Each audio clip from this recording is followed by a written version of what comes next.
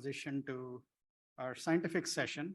I know we are running a little behind, but I'm hopeful that we'll catch up. The first section is mutations matter. And just a reminder, when your name is being announced, the person who is next to you is welcome to come on the stage and have a seat back there. So we keep going with the flow.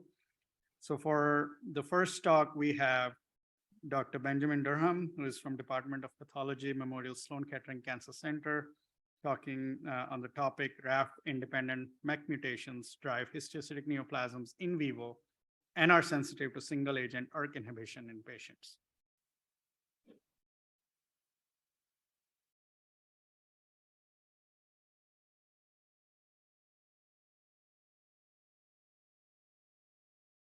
I'd like to thank the organizers for selecting this abstract for presentation. So as we all know, the systemic histiocytoses are disorders characterized by accumulation of histiocytes, which is macrophages, dendritic cells, or monocyte-derived cells, such as monocyte-derived dendritic cells, and multiple tissues. They had a very poorly characterized history and had very obscure pathophysiology for many years until we really started delving into the molecular pathogenesis back in 2014. And as you can see, it can involve multiple systems, including the skin, bone, central nervous system, as we all know that very clearly, in LCH, and classically distinguished by immunophenotype, such as CD1A and Langerhans positivity, while the non-Langerhans histiocytoses are Langerhans negative, as we know, and incorporate multiple orphan diseases, including Erdem-Chester disease, which we're studying mainly here, juvenile adult xanthogranulomatosis, part of the xanthogranuloma family of disease, and Rosai-Dorfman disease, among others. And these are positive for CD163 and are negative for Langerhans. And as we know, there's extensive debate for years and until more recently about histiocytoses actually representing immunological versus neoplastic conditions. But after much work came out of initially after BRAF V600 was discovered by an LCH by Barrett Rollins, and then later by Julian Hiroshi and his team and ECDGA, our group and multiple other groups at Baylor College of Medicine and others have really found that there's a major addiction to MAP kinase signaling, as well as receptor tyrosine kinase signaling in both LCH and the non-Langerhans histiocytoses. And the second most frequently altered gene was MAP2K1. So this actually led to the development of the first FDA-approved molecular therapeutics for histiocytic disorders. So Vimrafta was approved in 2017 for BRAF V600E mutant histiocytoses based on the waterfall plot. You can see responded beautifully to these patients that had BRAF V600 mutated ECD and LCH. And then those that did not have BRAF V600 mutated disease, so we treated with cobimetinib and a kind of a tissue agnostic genotype mutation. They had a beautiful response by the waterfall plot, and we just approved late last year in 2022 for BRAF V600 negative histiocytoses. However, we found that the most frequent mutation out beside BRAF V600E in our cohort, at least, was the MEK1 E102-3 deletion, which is actually a RAF-independent, also known as class 3 MEK mutation. And it was the most frequent we see within our cohort. And these were found by Neil Rosen in his laboratory at MSK, one of my co-mentors, that in other solid tumor cell lines, such as melanoma and other cell lines, that these class 3 biochemical class 3 MEK1 mutations, such as E102-3 deletion, do not respond to allosteric MEK inhibitors very well, such as cobimetinib and trametinib. And so we have a cohort here where the majority of our MEK1 mutant patients have one of the class 3 MEK1 mutations, and we were seeing some poor progression-free survival in those patients. So a lot of them were not responding well to cobimetinib on our trial. So this led us to ask the following research questions. Can MEK1 mutations drive histiocytosis development in vivo? One question we know BRAF V600 can, based on the beautiful work from Miriam Murad and Ken McLean and Carl Allen over the years. But now that's the only published actually histiocytosis model in the literature at the moment. And then, so can MEK1 do the same thing is a question. What disease phenotypes emerge when MEK1 mutations are actually expressed at different stages of hematopoietic development, getting more to the cell of origin level? So under MX1 Cre, which is the early stem cell level, our multipolar progenitor, VAV1 Cre, the same thing, and our CD11C Cre, where it's actually the more committed dendritic cell monocyte breakpoint in hematopoiesis. And then what is the best therapeutic approach for these MEK1 mutant E102-3 deleted mutated histiocytosis patients and other class 3 MEK1 mutations, or other questions we are going to ask. So this inspired us to develop the first MAP2K1 mutant mouse model in the world. So we developed we did a conditional knock-in model of the E102, I103 deletion being the most frequent MEK1 mutation in our cohort, and also being a class 3 MEK1 mutation in the endogenous locus of MAP2K1 within the mouse genome. And we actually found that in our CRE-positive mice, the ones actually when that actually we crossed them with the MX1 CRE promoter or the BAP1 CRE promoter and CD11C CRE promoter mice, and got CRE-positive MAP2K1 mutant mice. By next generation sequencing, we're able to find that the mutation was present in the bone marrow cells, and those that were CRE-negative litter-make controls, so basically MAP2K1 mutant, but had no driver. No, they were not MX1 positive, they were negative for VAV1 CRE or CD11C CRE, did not show the mutation within the bone marrow. So by looking at the survival curves of these mice, we see that the CRE-negative positive and negative controls survived beautifully, but we had the MX1 CRE MAP2K1 mutant mice died the quickest. So they developed a lethal myelomonocytic disorder where they had death about 6 weeks of age. And then VAV1 CRE had survived a bit longer. And then the CD11C CRE mice, when it was expressed later in hematopoietic development, were surviving much to about up to 4 months after induction before they developed the lethal myelomonocytic disorder that's very reminiscent of histiocytosis, I'll show you. And we see that these mutations, based on the biochemical studies we did on the bone marrow cells, that the MX1 CRE MEK1 mutant mice at the bone marrow cells actually overexpressed phospho-MEK and phospho-ERK. So we showed that the MAP2K1 mutation was, in addition to being present in bone marrow, was also overexpressed, while the CRE-negative mice, it was not overexpressed. So looking at the primary mice, the control mice versus the primary MX1 CRE MAP2K1 mutant mice, they were smaller in size. They developed hepatosplenomegaly.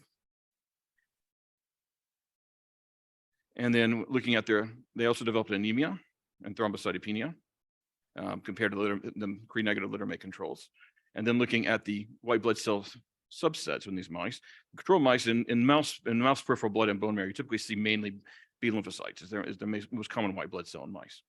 But then in these mice, we were seeing that the control mice had a very the normal lymphocytic expansion, but we were seeing a suppression of lymphopoiesis and expansion of the myelomonocytic compartment of both the MX1 CRE, VAV1 CRE, and CD11C CRE mice, and particularly an expansion of the monocyte compartment of the myelomonocytic component, which is in blue, as you can see here.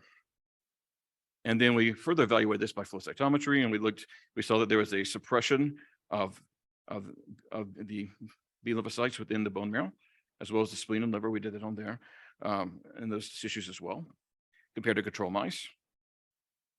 And everything that's in blue is actually the experimental mice, the ones that are the control mice. And then we actually expressed BD20 we actually stained BD20 on the spleen. We saw almost, and the white pulp of the spleen is almost essentially gone. So there's a lot of suppression of B lymphopoiesis and development of B lymphocytes within the CRE-positive MEK1 mutant mice compared to the control mice.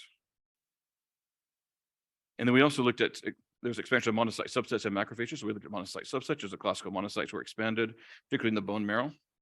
And we also saw expansion of non-classical monocytes slightly over other control mice.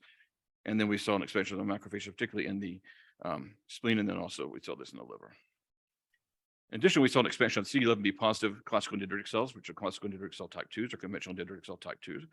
And there's a reduction of the more classical dendritic cell type 1s in the MEK1 mutant mice. So the control mice were in red, and the experimental mice are in blue. And we saw that again the expansion of the CD11B or the monocyte-derived dendritic cells or the classical dendritic cell type 2s by flow cytometry in both the bone marrow, spleen, and then also saw that in the liver in these mice. And we also saw EBA1 being a major monocyte macrophage-specific marker, as well as CD11B positive dendritic cells in mice.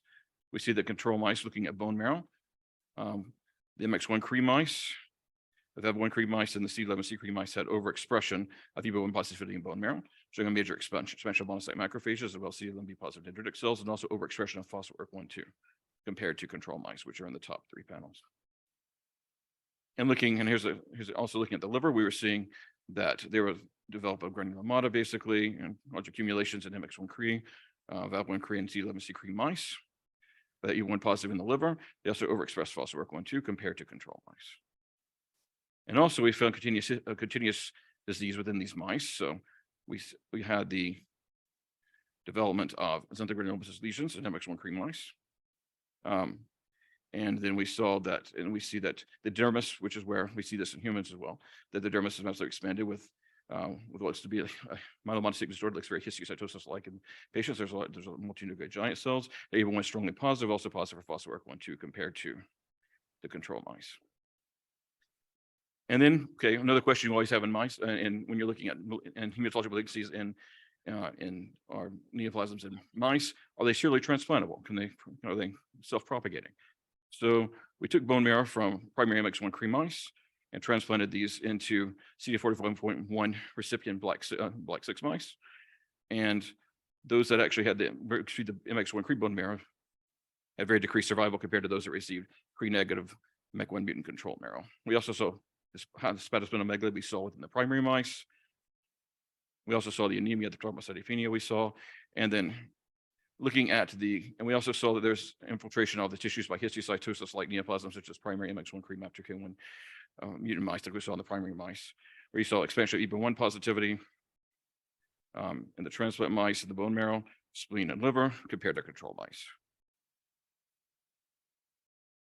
So we knew that this was serial transplantable, and since the mice died so quickly, in the primary mice, we actually serial transplanted bone marrow from MX1 cream mice into CD45.1 mice, and we started treating them, doing preclinical trials, knowing that cobimetinib doesn't respond typically for class 3 MEK1 mutants.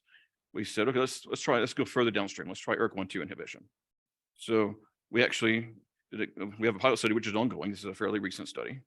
And we have basically 5 control mice in this one, and then we have 5 experimental mice. So we have 5 receiving just vehicle, which is carboxymethylcellulose in this case. And we have uloxartan, which at 100 mg per kg twice a day. And we're treating the transplanted mice. After 2 weeks post-transplant, we start treating them. And overall survival so far, and this is of course an ongoing clinical trial, the uloxartan mice are all still living, and all the vehicle mice at this point are dead. So we do know that the uloxartan is providing survival benefit to MX1 cream MAP2K1 mutant mice here even 15 weeks post-transplant, which is where we currently are at this point. And so this is based on the initial in vivo ongoing preclinical trials. So this leads to the following conclusions at this point. The MEK1 E1/203 deletion drives a lethal myelomonocytic disorder reminiscent of human systemic histiocytosis in vivo. This can occur under MX1 CRE, VAV1 CRE, or CD11C CRE promoters. We know it's serially transplantable, as typical of hematological neoplasms. The expression of the MEK1 E1/203 deletion at the early stages of hematopoietic development, so under MX1 CRE, VAV1 CRE, and the short-term, long-term stem cells and multiproduct progenitors, when you express them earlier into hematopoietic development, we see a more severe disease. They die much earlier, while those expressed later in hematopoietic development under CD11C CRE and a more committed monocyte dendritic cell point of hematopoiesis, they seem to live longer, where they first start dying around 4 months, as opposed to 6 weeks. And so we also see that MX1 CRE MEK1 mutant mice lead to major suppression of B lymphopoiesis and expansion of the monocyte macrophage and CD11B positive dendritic cell compartments in the bone marrow, spleen, liver, and skin. All things we do see in histiocytosis in patients. And that the MEK1 mutant mice can serve as promising preclinical models, potentially as for at least a testing agent or combinatorial agent therapeutics for histiocytic neoplasms. And then currently, based on our preclinical information, we have at least suggesting that uloxartan, this ERK1/2 inhibitor, is showing promising efficacy as a monotherapy against class 3 MEK1 mutant disease, at least in the preclinical trials within our mouse models. So this may be useful in histiocytosis patients with class 3 MEK1 mutations, which you'll hear more from Eli Diamond later in this session about that. So I'd like to thank you for your attention. I'd like to thank my research mentor, Omar Abdel Wahab, my clinical colleague, Eli Diamond, and many of other laboratories and colleagues at MSK. Particularly want to shout out Michael Singer, my technologist, does a lot of necropsies for me under my guidance. And of course, many of our collaborators across the United States and internationally. And of course, our funding sources, including the ECDGA Global Alliance, during the process of developing this data. So I'll take questions now. Looks like I have 1 minute left.